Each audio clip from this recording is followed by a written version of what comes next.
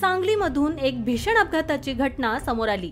Police भरती सरावासाठी जाणाऱ्या तरुणांच्या दुचाकीला भरधाव पिकअपने जोरदार धडक दिली। या धडकेत एका तरुणाचा जागीच मृत्यू झाला असून 3 तरुण गंभीर जखमी झाले आहेत। समोर आलेल्या माहितीनुसार पोलीस भरतीचा सराव करण्यासाठी 2 मोटरसायकलवरून पहाटेच्या सुमारास 2 दुचाकींवरून 4 तरुण भोसेमधून सांगली क्रीडा संकुल येथे येत होते।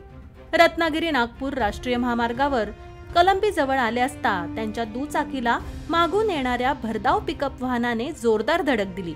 या अपघातामध्ये एक तरुण जागीच ठार झाला तर 3 जण गंभीर जखमी झाले आहेत। शिरीष अमसिद्ध खंबाळे वय वर्ष 21 असं मृत झालेल्या तरुणाचं नाव आहे।